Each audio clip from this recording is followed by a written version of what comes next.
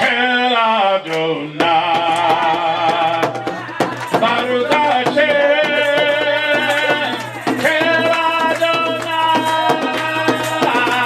Baruch Hashem, El Adonai,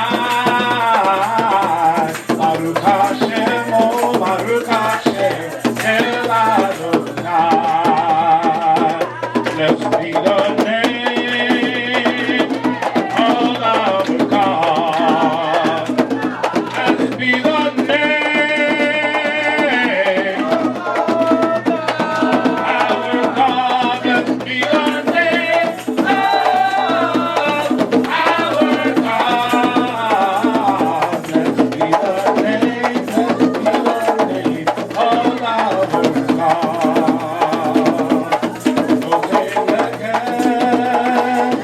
Oh my God, no thing like it. Oh my God, no thing like it. Oh my God, no thing like it. No thing like it. Oh my God, we give the praise.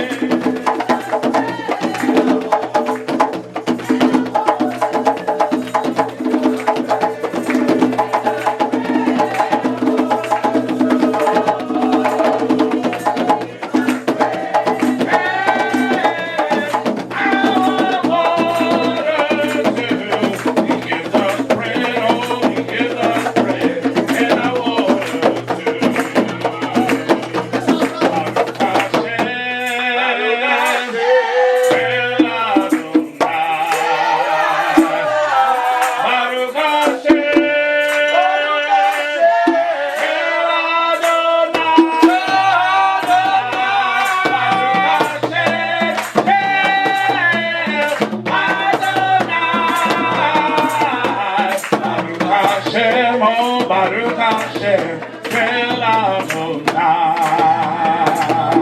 Baruch Hashem, El Adonai. Baruch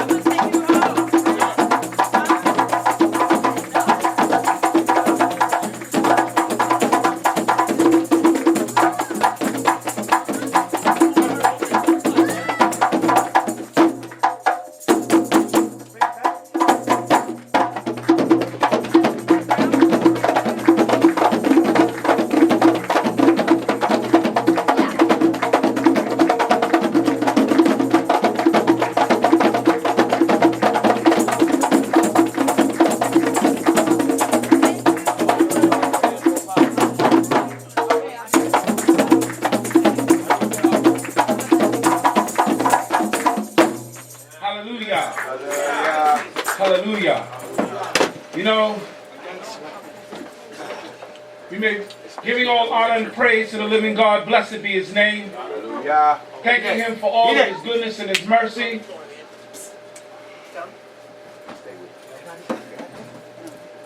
Because there is none like unto him. Amen. Giving honor and respect to our Chief Rabbi, even Chief Rabbi Kepa Shmuel Funeh. Giving honor and respect to the master of this house, even Adon Rabbi Shlomo Ben Levi.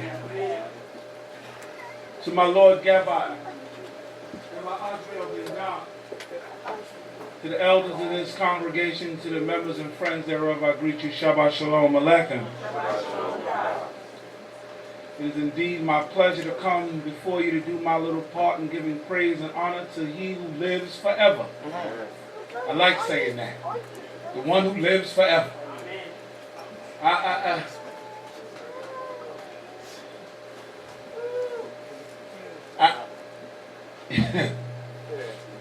This may not be a great thing to have to say publicly, but I'm too arrogant to have a God that doesn't live forever. You know, it's just not that's not how I'm built. You know what I mean?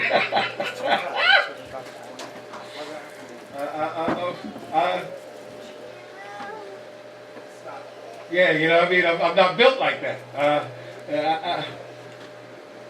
I need the one who doesn't. Listen, if you my God, you hear me?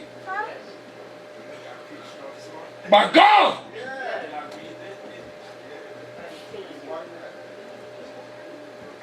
I don't ever want you to have to ask permission to nobody about nothing. I don't want you to be able to have to see who you can gather together to get something accomplished.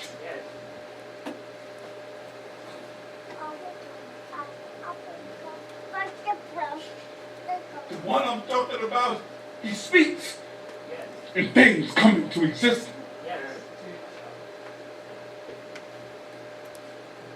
You know, I thought I was going to be able to give the word today, but Gavir Deborah already gave the word today. I don't know whether y'all heard it, but because she breezed by it, but that was the word for the day. She said, you know, we're always in a position where God has chosen us. It's time that we choose Him. I don't know whether y'all heard that. It's time that we cognitively choose Him.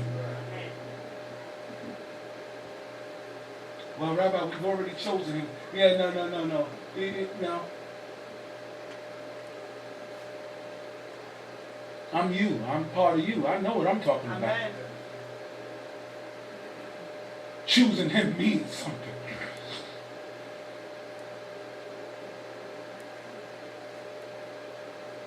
We pray that He'll give us the courage in the midst of all that we go through, in the midst of all that's on our shoulders, to choose Him. Amen. You know, it may sound simple, but this is an anti-God world. I want y'all to hear the word I said. This whole world is anti-God. Nobody wants God. Even the ones that profess God don't want God. They want them. Their only use for God is to keep them in charge. I got news for you. Israelites think that way too. And so you had better change the way you think. We're so busy waiting for God to make us number one in the earth. First nation under God. We are so busy looking for the accolade of being God's chosen people. We want to look at other people and say, aha, see, we told you.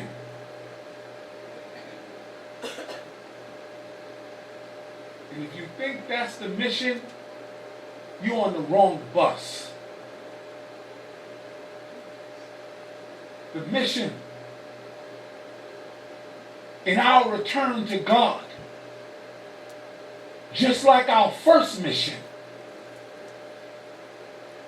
in this return to God, our actions and our submissiveness and our humility to the one who lives forever is supposed to inspire. It's supposed to attract, so that every knee will bend and every tongue will swear. Amen.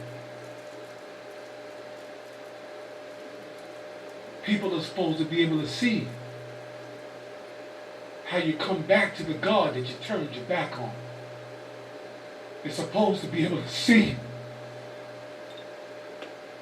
the humility in which you bend the knee before the maker of all things.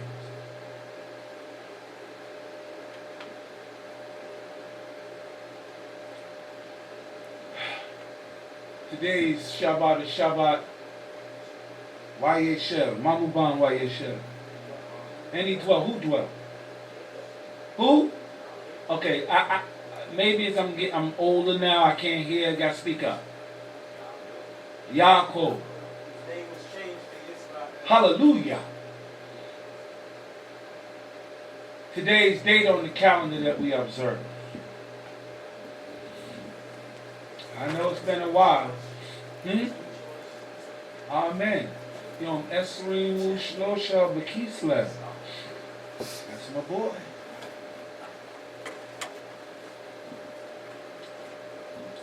Proud of that little Judah. Blessed be God. You know, in the 37th chapter, and I'm going to skip through this a little bit, but in the 37th chapter, we find this portion is full of stories, and they're supposed to teach us some stuff. Full of stories. So, 37th chapter says, and Yaakov dwelt in the land of his father's sojournings in the land of Canaan. These are the generations of Yaakov. Joseph, being 17 years old, was feeding the flock with his brethren, being still a lad, even with the sons of Bilhah, and with the sons of Zilpah, his father's wives. And Joseph brought an evil report of them unto their father. Now Yishmael loved Joseph more than all his children, because he was the son of his old age, and he made him of coat of many colors. And when his brethren saw that their father loved him more than all his brethren, they hated him, and could not speak peaceably unto him. You know, last week, I dared to have a conversation about our father Yaakov, who I must say was one of the most righteous men at the time on the planet. This was a man with whom God had come to visit. If you remember how last week's portion opened, and he laid his head down, and he saw angels ascending and descending in the place where he was. Now, I want you to take notice that when the book talks about it, it says that the angels were ascending and descending. Why is that important? That means before he got there, they were there. They were already there. It wasn't like he got there and all of a sudden the ladder popped out to heaven and the angels started coming down to protect him. What you saw was that the angels were already with him. Now he just saw the exchange. Why is that important to you? Because each and every day you walk up and down this street. Amen. What you got to know is that you are the children of Yaakov. There are already things, ministers of God that are already assigned to you. That watch over you. We, by our actions, dodge them. I don't know whether you heard me. We, by our own actions, dodge the ministers of God that have already been assigned to us. Because holy don't hang out with dirt. You heard that? Yeah. When we decide to get dirty, holy go, wrong place for me.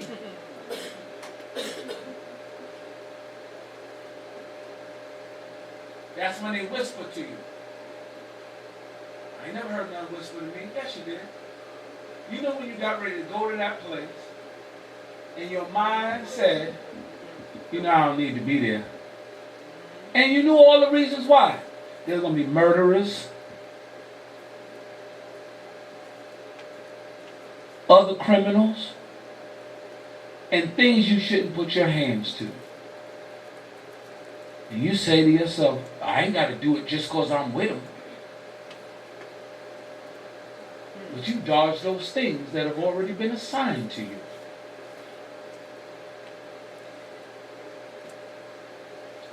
In this situation here, we talked about how our Father, in all of his righteousness, separated his children according to how much he loved his wives. He didn't just separate them at a dinner table. He separated them in a situation that could have been the peril of their life.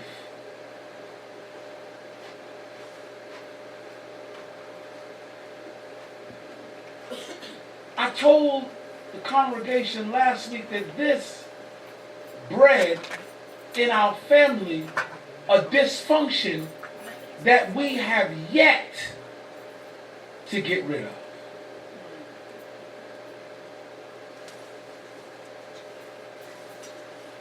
And sometimes you can't see what your actions that you do, how they will play out. Yes? You don't know the thing that you do with your child, how it's going to play out 20 years from now. But you see things happen later. But we have the advantage of having this book now. So now, years ago, 17 years ago when the boy was born, and God and our Father had set it up when he went back to meet his brother. Now here it is, years later. And they hate this little boy. His brothers hate him. You think about that? These are boys that are anywhere between a year and 13 years older than this boy. And they hate him. And if you look at it, he's 17, he's not 6. You think he don't know the status of what's going on? But he's reveling in it. Ooh, I'ma tell. At 17,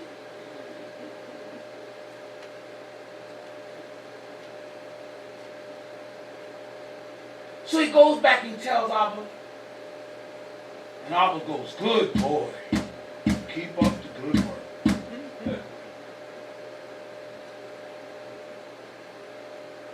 So let's read on. See how this thing goes.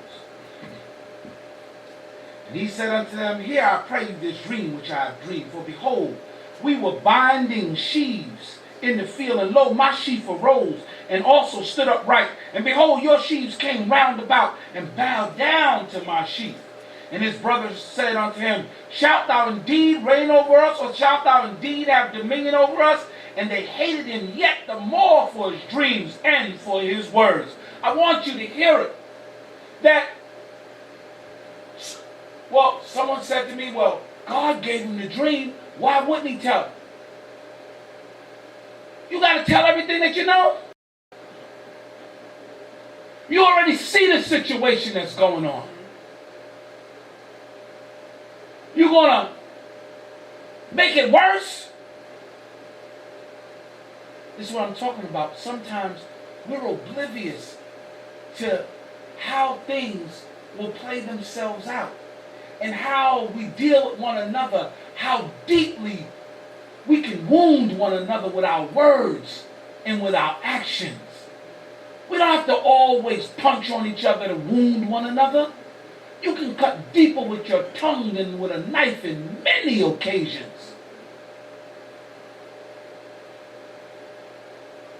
Somebody cut you, you be mad, you want to fight, you cut me. with a knife I'm talking about. But you say the wrong thing to me. And I can never look at you the same way again. We got to understand what this is. This is not jump up and down talks. These are talks now that hopefully will resonate in our spirit. And why I'm talking to you about it? Do you think I'm really talking to you about it? About what happened with Joseph and his brothers? Guess what? They're dead. The reason why I'm talking about this way, because you're alive. Same brothers. Same family. And the dysfunction hasn't left us. And so we have to look at it, examine it, recognize it when you see it, so that you can change from it. It goes on. It goes on. It says, he dreamed another dream, and I have a dream and yet a dream, and behold, the sun and the moon and the 11 stars bowed down to me. And he told it to his father and his brethren. His father rebuked him and said, what is this dream that thou hast dreamed? Shall I and thy mother and thy brethren indeed come to bow down to thee to the earth? And his brother envied him more. But his father kept the saying in mind. His father didn't like it either. Now I want you to know that sometimes we get caught up in our own arrogance.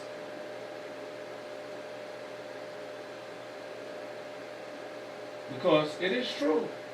We all know, so it ain't like this is not like a known thing. We all know what's going to happen.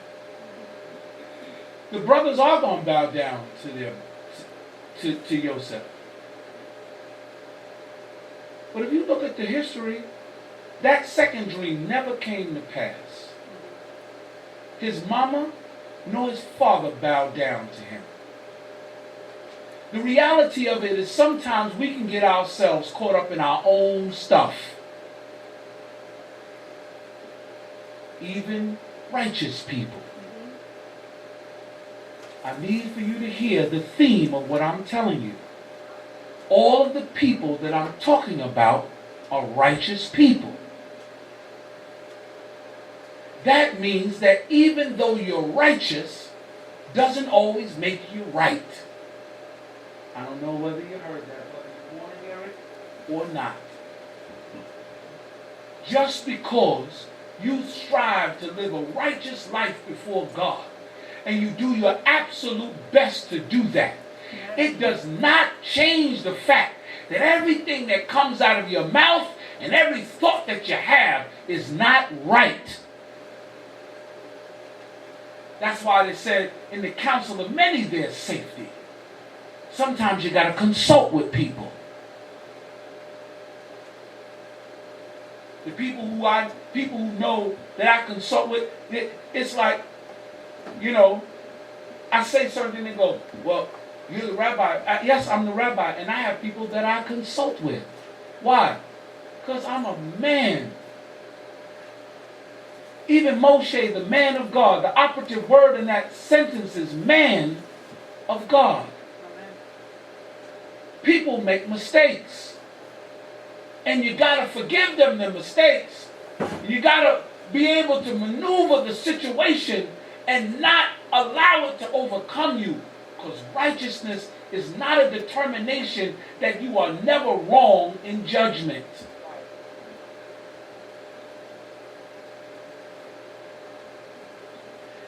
So, this is what happened now. The brothers go out to take care of the flock. Abba calls Yosef and says, go out there and check on the boys. I know they up to something. Now, I need for you to get it. This is a 17-year-old boy. Right? Reuven is at least 13 years older than him. At least. If I'm doing my quick math right. Because he worked for 7 years. Oh no, not even that much older than that. He's at least 7, 8 years older than him. Yeah, because he worked for 7 years. He got Leah. He started having kids, right? And then he worked for the other 7 years for Raquel. So now that make him 7. Then he worked for another 6 years. Then he bounced, right? So at the very least, no, I was right. At the very least, he's 13 years older than this boy, right? Maybe 12, in that area.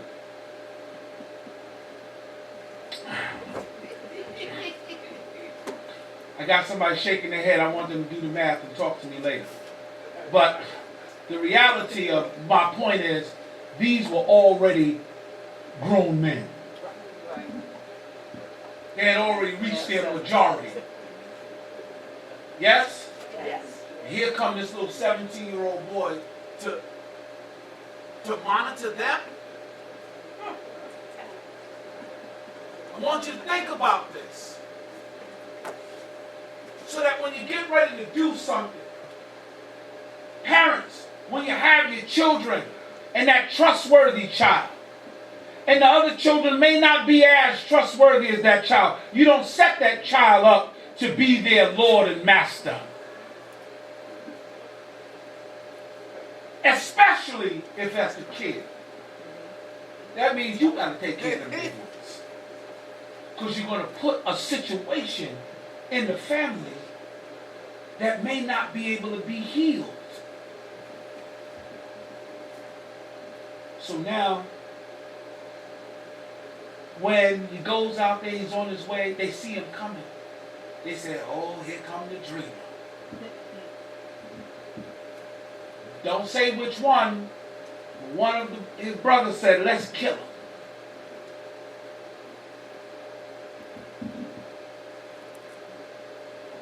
Do you think Joseph ever thought that he was getting under their skin so much that they would want to kill him?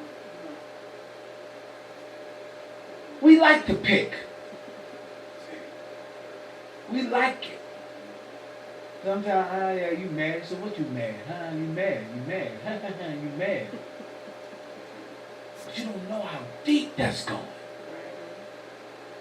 For one of these brothers to have said, let's kill him.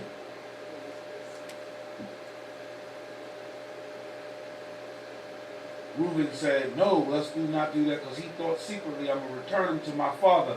Now, a lot of people say, well, Reuben was trying to make up for his stuff and all. Whatever it was, Reuben had the right thought. Let me get my brother and get him back to Abba. But he knew he just couldn't walk over them and say, he's not, no, because they all hated him. Each and every one of them. 26th verse, and this is going to add to a point that I'm going to talk about in a minute. It says, and Yehuda said unto his brethren, what profit is it that we slay our brother and conceal his blood? Come, let us sell him to the Ishmaelites, and let not our hand be upon him, for he is our brother, our flesh. Now, am I telling you Yehuda wasn't a part of the original rabble-rousers that said, let's kill him? Not telling you that. What I am telling you is that he bethought himself. That his mind said, wait a minute, what are we talking about? Killing that's my little brother. He didn't just say, let's not kill him. He said, that's our brother. Our flesh. This was supposed to strike a chord in his other brothers. To make them recognize, man, we thought too far. We've thought too far. We've gone too far. In our communities, in our families, we have family that we haven't spoken to in forever. Because we go too far. We want to win the argument. So I talk about your dead child.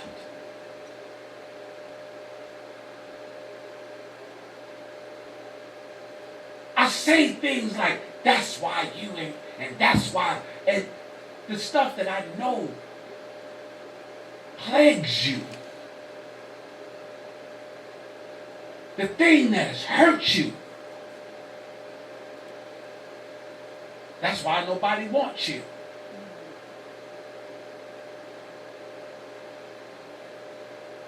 You think Ema loved you? She couldn't stand you. When you knew that child was struggling with their relationship with their mother all their life, and we choose to flip out things out our mouth.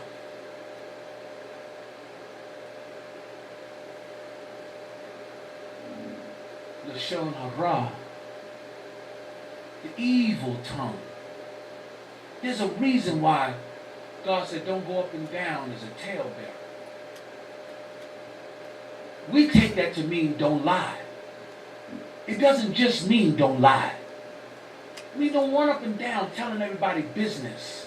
It means don't have everybody's stuff in your mouth.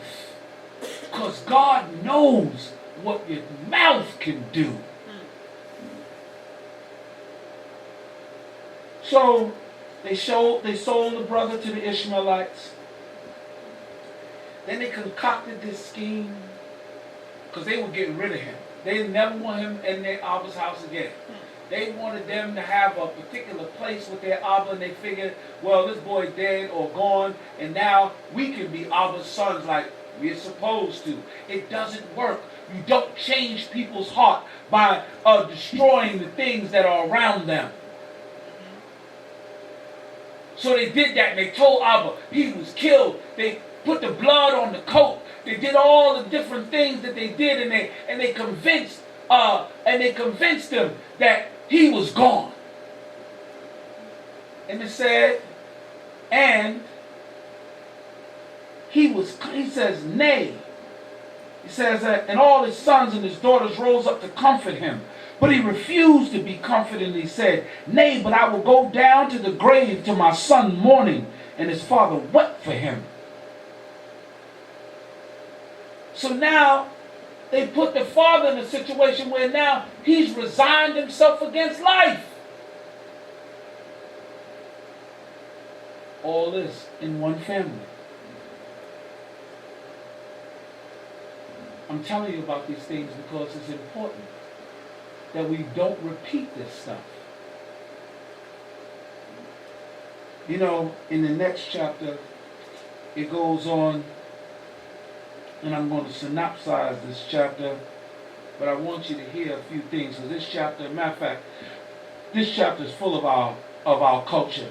And it came to pass at that time that Judah went down from his brother and turned into a certain Adulamite whose name was Hirah. And Judah saw that there was a daughter of the certain Canaanites whose name was Shu'ah. And he took her, and he went in unto her, and she conceived and bore a son, and he called his name Er. And she conceived a son again, and she called his name Onam. And she yet again bore a son, and she called his name Shelah. And he was at Keziv when she was born. And Yehudah took a wife for Er's firstborn, and her name was Tamar. And Yehudah's firstborn, was wicked in the sight of the Lord, and the Lord slew him. And Judah said unto Onan, go in unto thy brother's wife, perform the duty of a husband's brother unto her, and raise up seed to thy brother. And Onan knew the seed would not be his. And it came to pass, when he went in unto his brother's wife, that he spilled it on the ground, lest he should give seed to his brother. I want to talk to you about this for a minute, because there's a lot of erroneous stuff going on about this chapter. Number one, you see now, the moratorium on who they can marry is off. Judah is now marrying a Canaanite woman. Yes? So now they bring that stuff in. First child born of a seed out of here died. Because he was wicked. So now, this thing about going and raising up seed for your brother, now we're going to find that's in the law later. But this is what I'm telling you. Torah was built around the lives of our culture. This was clearly a part of our culture before the Torah was given. See it? And now, as we go further into this situation, we see something else that happens. Again, like I told you last week, it wasn't just daughters. Sons had to wait for their fathers to say they could take a wife too. See it? Took a wife for his son. Son died, the next one died. This is the other part. I've listened to Israelites talk this. See, God don't believe in birth control. What? And other situations that will cause seed, whatever they may be. You use your own imagination, those of you who are old enough to understand. There's nothing in the law against any of that. The reason why he died was because he went to do the honorable thing and used it for nastiness. That's why he died. He could have easily have said, I don't want her. He could have easily done any of that. But he went in, laid with her, and did not give her seed to raise up his brother's life. That was the sin. Not the, just the fact that seed spilt. Need to know that because we have a lot of strange things going on. So the story goes, he told her, all right, second boy dead, you go hang out at your Abba's house. When Shelah gets old enough, I'll give him to you. Yehuda had no intention on giving that boy to her. Fathers and sons, both my sons is dead with you. I'm not giving my third son to you. So, time passed. He goes up to shear sheep. His wife had died. He was lonely.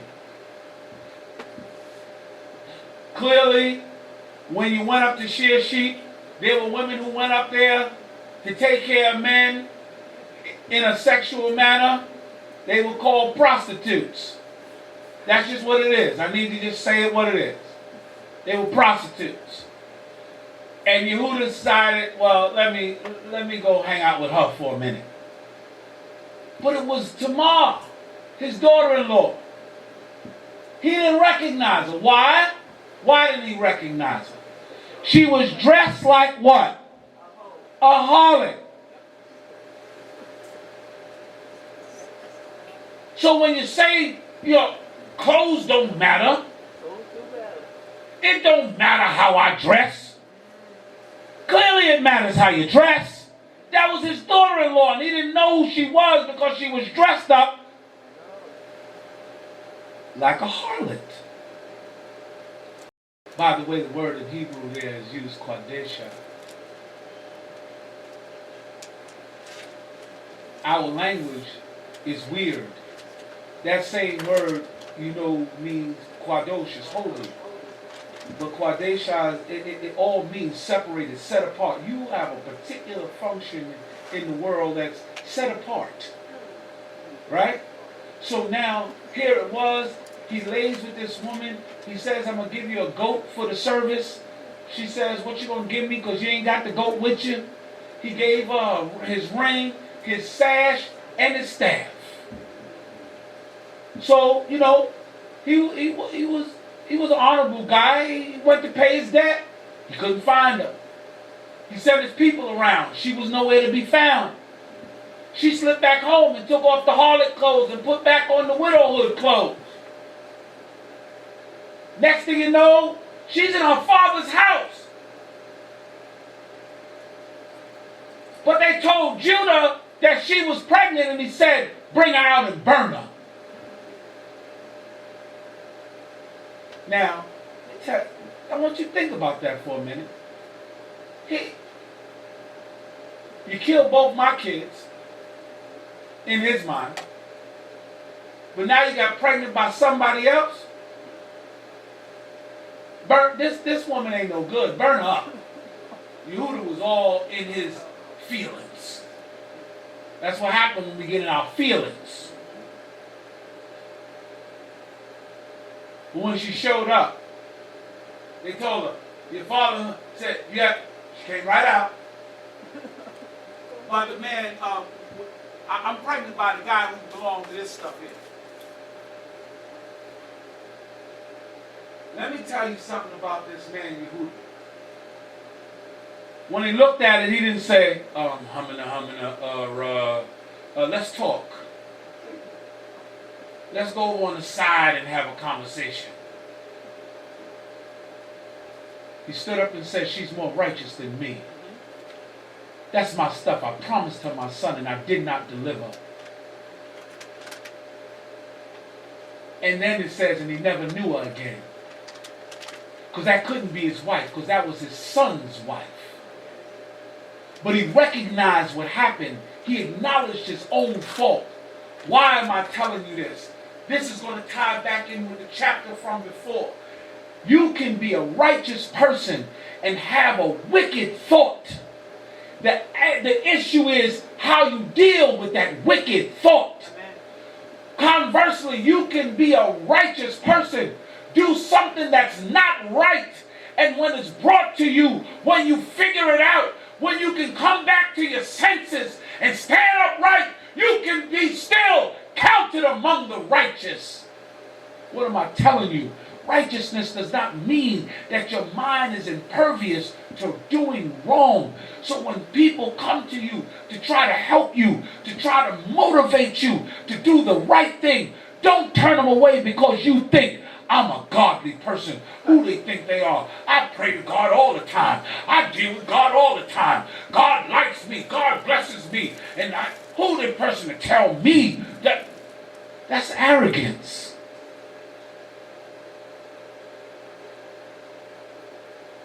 Do you see it? This is a daily life exercise. How many times have you had a wicked thought? You know what I hate? I hate while I'm praying to God. I don't know about anybody else. Have you ever had that happen? You praying and some random thought jump up in your mind. And you'll be like, oh Lord.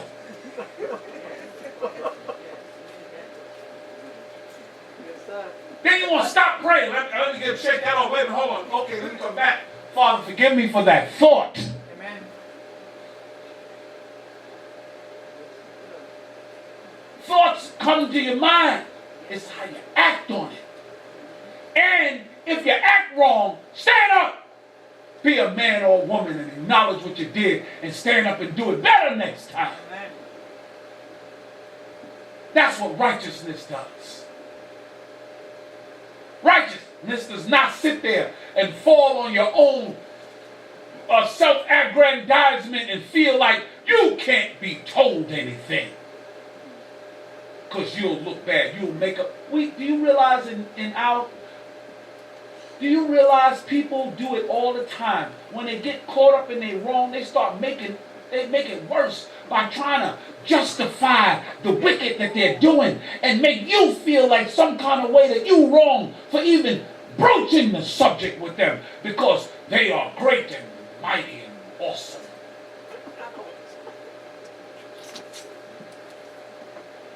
Only one that's that is God. Everybody get down. Get down. There's nobody else great and awesome but him. We all make rooms stink. Hear me? Anybody that do that can't be all that. You've got to pay attention to what I'm saying. Because this is our life. And as we know life, it may change over the next few weeks. We don't believe it. We don't believe it. It says, Joseph was brought down into Egypt. So, now here's the other side of that same conversation. Joseph was brought down into Egypt. And he was put into the hand of the, it says, and he was in the house of his master, the Egyptian. His master saw that the Lord was with him, and that the Lord made all that he did to prosper in his hand. And Joseph found favor in his sight, and he appointed him overseer over his house, and all that he had he put in his hand. And it came to pass from the time that he appointed him overseer in his house, that over all he had, that the Lord blessed the Egyptian's house for Joseph's sake. And the blessing of the Lord was upon all that he had in the house and in the field. And he left all that he had in Joseph's hand. And having him, he knew not aught save the bread which he did eat. And Joseph was of beautiful form and fair to look upon. So here was Joseph in the house of Potiphar.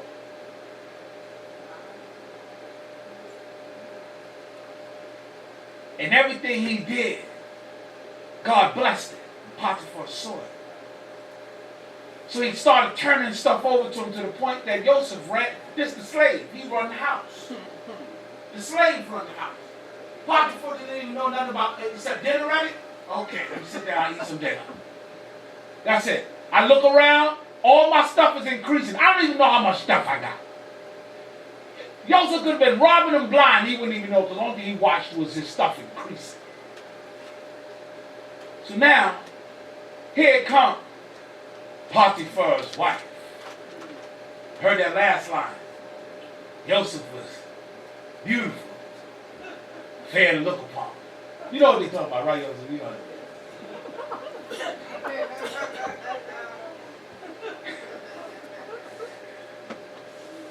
And all of a sudden, here comes this woman. She watching this fine young man walk around her house. You got to recognize that Joseph, 18, 19 years old, he in the prime of his life. All his little muscles is showing. You know? Probably had some long hair. It was all beautiful out and oiled and glistening. You know what I mean? Brother he was right. You know, the master dressed him up. He was in fine stuff. But you know that the Egyptians didn't wear a whole bunch of clothes. So there was some nakedness happening here too. So she was just in her, she was happy. She watched him as he worked. And finally she couldn't take it. She said, lie with me.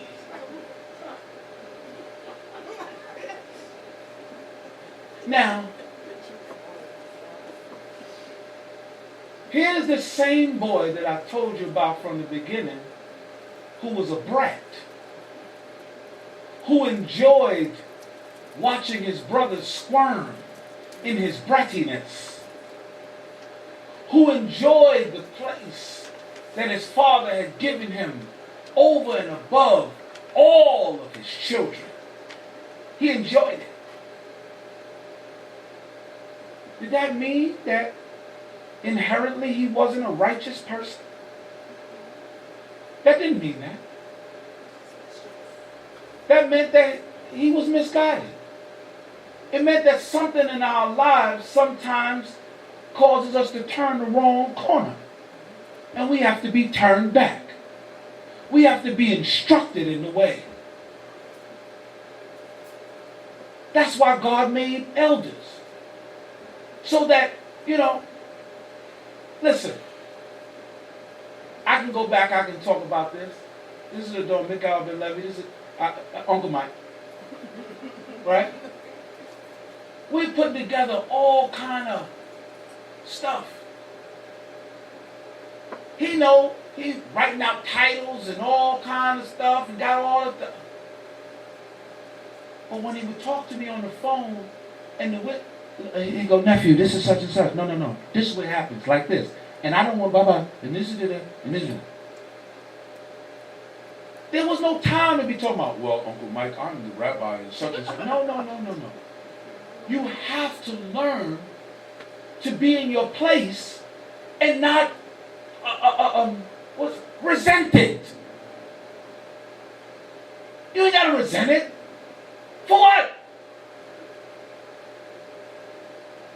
in the same converse, the Uncle Mike was saying this to me. But now the nephews was walking around all day. My nephews walking around all day telling me what to do.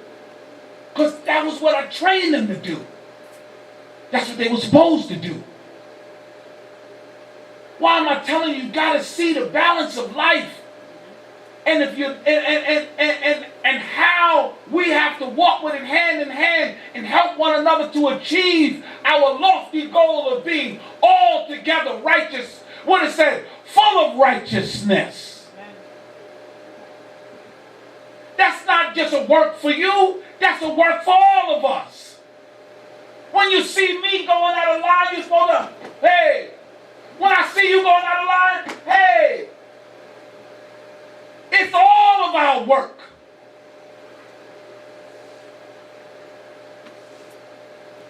But if you can't be told, if you can't be instructed, then you can't achieve your goal. Amen. To be righteous. Can you hear it? So y'all know how the story ends. Finally, when he kept saying, look, he told her, he said, look, miss, your husband, I run everything. He trusts me with everything. He don't know what he got. The only thing that is sacred to him that's not that I shouldn't put my hand on is you. How could I do such a wicked thing to him? And more importantly, how could I sin against God? Hear me what I'm telling you? This the brat. This the brat. This the one who helped sow, keep the seed of indignation and hatred alive in his family. That wasn't his intention though. But now put on his own. Having to stand before God, he chose God. You heard what Deborah said earlier, right? God had chosen him. And in the moment when it counted among the people, he chose God. So that it got to a point where she tried to rape him. I know y'all don't think men can get raped, but you just say no. Shoot.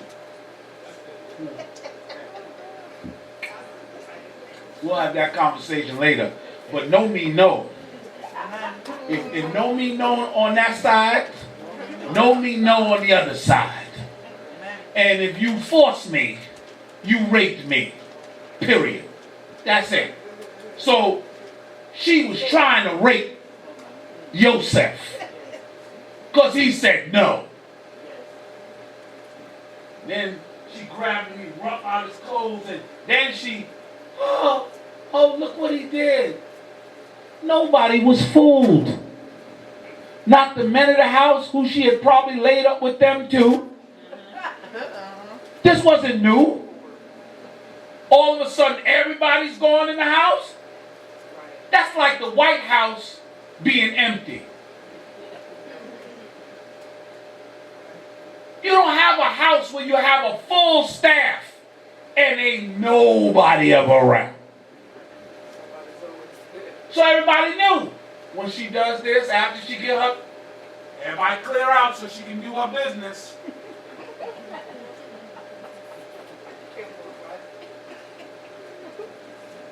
Well, Rabbi, it don't say that. Okay, so let's follow this up. Her husband comes home. She says, the slave tried to rape me.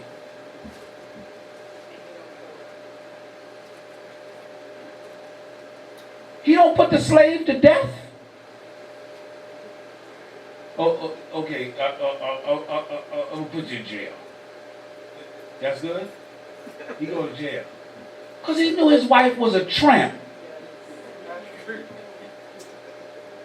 And he knew Joseph was a goodly, godly man.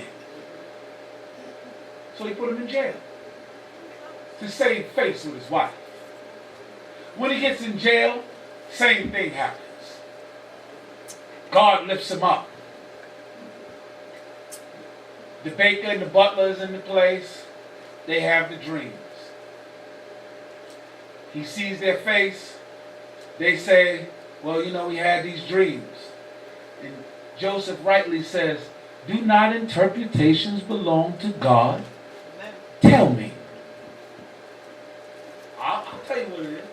Because God's going to give it to me. He had already knew that he and God had this relationship. So tell it to me. So they told him the dream. One dream, the vine, he was pressing the grapes in the cup again. The other one dreamed of the basket, 3 baskets on the head with the stuff in it. The birds ate out the basket.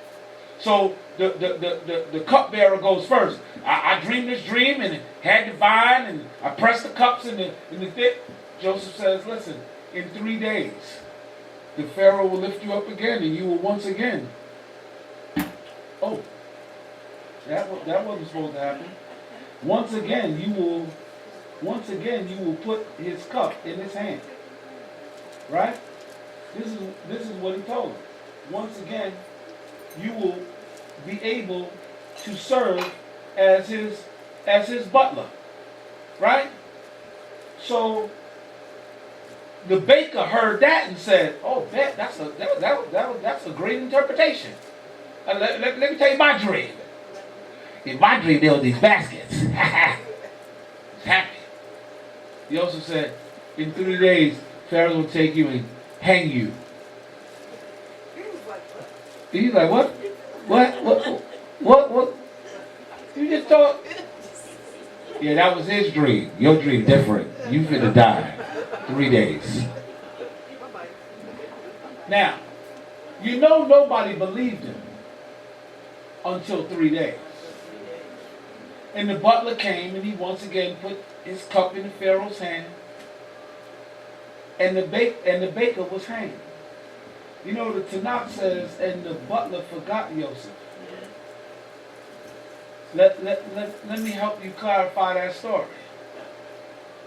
The butler was so happy to not be put to death, he wasn't going to open his mouth about nothing.